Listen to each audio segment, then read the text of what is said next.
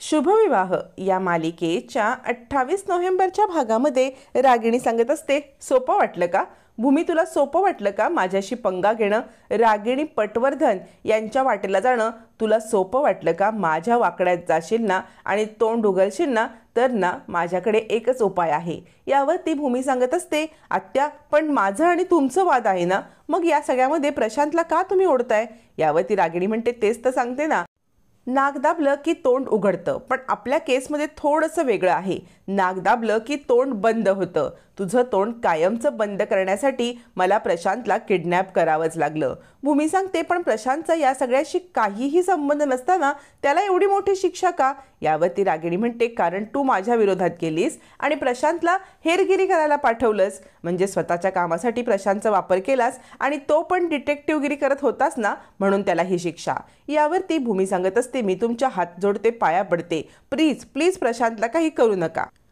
आता भूमी सांगते, तुम्हाला काय हवंय ते द्यायला मी तयार आहे. याच्यावरती रागिणी म्हणते, मला जे हवंय ना ते सगळं तुझ्याकडे आहे, म्हणजे जे पुरावे मिळवण्यासाठी तू धडपडलीस ना ते सगळे पुरावे माझ्या ताब्यात आले पाहिजेत. आणि त्या भानुशाली वकिलांना सांगायचं की त्यांचं थोबाड बंद करायचं. हे जोपर्यंत होत नाही तोपर्यंत प्रशांत माझ्याच ताब्यात राहणार. जेव्हा या दोन गोष्टी होतील ना त्याच वेळेला तुझा प्रशांत सुखरूप सुटेल. असं म्हणत रागिणी पुराव्याची मागणी करते आणि भानुशाली वकिलांचं तोंड बंद ठेवायला सांगते. आता भूमीसमोर कोणताच पर्याय नसतो. त्यावर ती रागिणी सांगत असते, तुझ्याकडे आता पर्याय नाही आहे. काहीही झालं तरी तुझ्या भावाच्या जीवासाठी तुला हे करायलाच लागेल. रागिणी पटवर्धन म्हणतात मला, यापुढे माझ्या वाटेला पुन्हा जाऊ नकोस भूमी. असं म्हणत त्या आता भूमीला खूप मोठा इशारा देतात आणि तिकडून निघून जाते. त्यावेळेला भूमी विचार करते, काय करू जेणेकरून मला सगळं हे क्लिअर करता येईल. आणि तितक्यात निलांबरीचा कॉल येतो. निलांबरी तिला आता प्रशांत किडनॅप झालाय, तू ताबडतोब घरी ये असं सांगते. भूमी फोन ठेवते आणि लगेच घरी जायला निघते. तोपर्यंत खाली आता आकाशसोबत अथर्व लुडो खेळत असतो. आकाश म्हणतो, ए अथर्व दादा, मी ज्या वेळेला ब्लू सोंगट्यांनी खेळतो ना तेव्हा मीच जिंकतो. मग मानसी येते. अथर्व म्हणतो, हा आता आकाशचा बड्डे वीक चालू आहे की नाही, तर आकाश सांगेल ते सगळं झालं पाहिजे. आकाश सांगेल ते सगळं आपण मान्य करायचं आहे आणि आपण आता टीममध्ये आकाशसोबत खेळूया.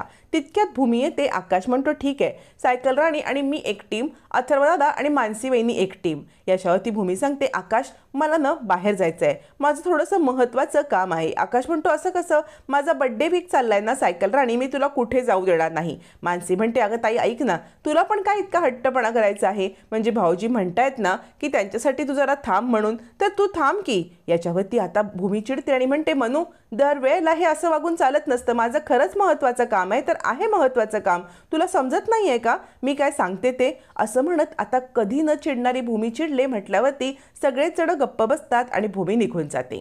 आकाशला खूप वाईट वाटतं.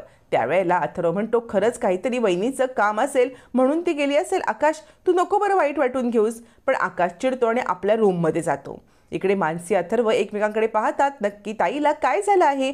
दोघांनाही प्रश्न पडलेला असतो.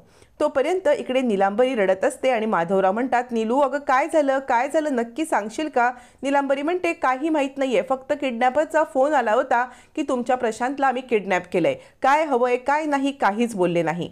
त्यावरती माधवराव म्हणतात, आता प्रशांतकडे असं कोणतं घबाड नाही आहे किंवा आपण काही पैसे देऊ शकत नाही आहोत आणि प्रशांत कोणत्या प्रकरणामध्ये अडकलेला नाही आहे, मग प्रशांतला किडनॅप करण्याचा प्रश्नच काय, का किडनॅप केलं असेल? तितक्यात भूमी येते. निलांबरी म्हणते, हिला विचारा हिने काय केलंय ते. तुमच्या लाडक्या लेकीवरती तुमचा विश्वास आहे ना, पण हिच्याच कारस्थानामुळे माझा प्रशांत हरवलेला आहे.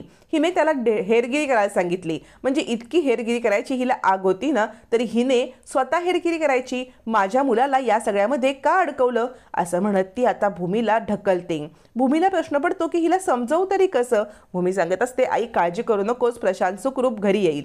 निलांबरी म्हणते, तू गप्प बस, तुझा भाऊ असून सुद्धा तू असं वागलीस. यावरती भूमी सांगते, नाही आई तू काळजी करू नकोस, किती काही झालं तरी माझा तो भाऊच आहे ना. यावरती निलांबरी म्हणते, सावत्र भाऊ भाऊ आहे आणि तू त्याला भाऊ मानलं असतंस ना तर या सगळ्यामध्ये तू त्याला अडकवलंच नसतंस. पण भूमी, तू पनवती आहेस, पनवती.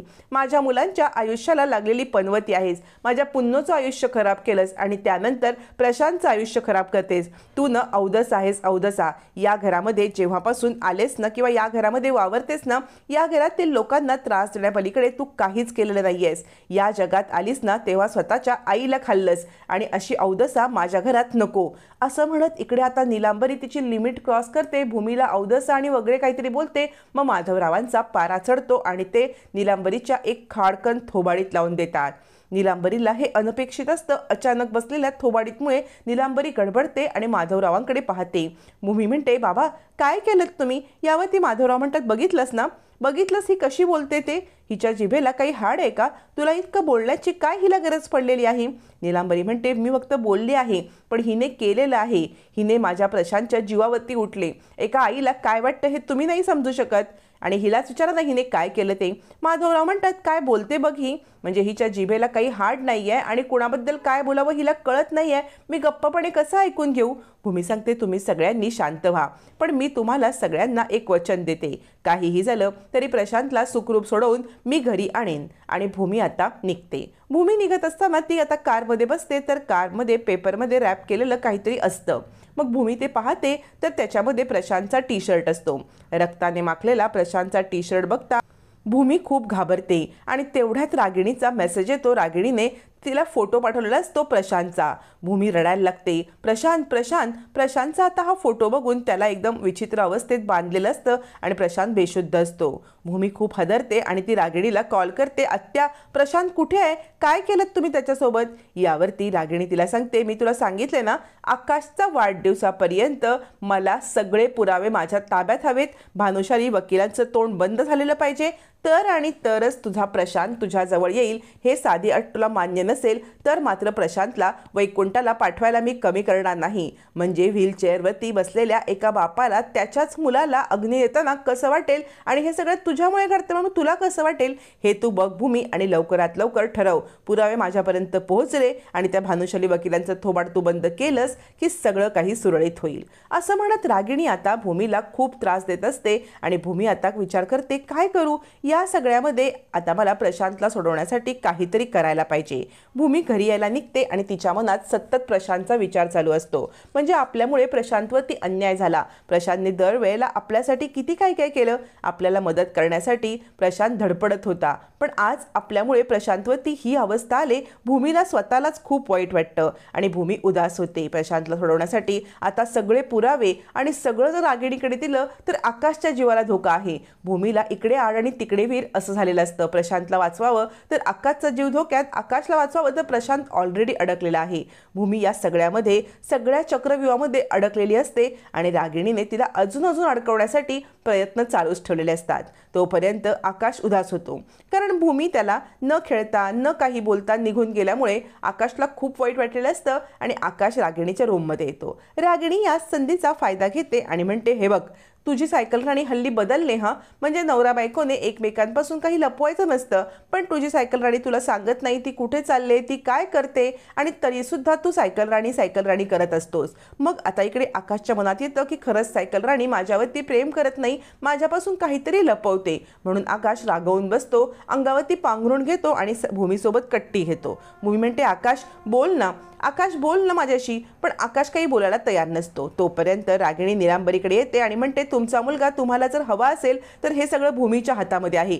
तुम्ही भूमीला सांगा की मला जे हवे ते मला परत दे, मग तुमचा मुलगा तुमच्याजवळ परत येईल. काहीही करा आणि तुमच्या मुलाला वाचवण्यासाठी मला माझे पुरावे परत पाहिजेत. असं म्हणत रागिणी डबल गेम खेळलेला असतो. इकडे आता नीलांबरी भूमीला प्रेशराईज करणार हे रागिणीला माहिती असतं आणि पौर्णिमा आणि प्रशांतसाठी नीलांबरी काही करू शकते हे माहिती असल्यामुळे रागिणीने नीलांबरीकडेच डाव टाकलेला असतो. आणि आता भूमी काय करणार हे सगळ्यांना खूप मोठा प्रश्न पडलेला असतो. आता खरंच भूमी सगळे पुरावे रागिणीच्या स्वाधीन करून प्रशांतला सोडवणार की भानुशाली वकिलांच्या मदतीने काहीतरी डाव खेळत तिला पुन्हा अडकवणार हे मात्र येणाऱ्या भागातच कळणार आहे.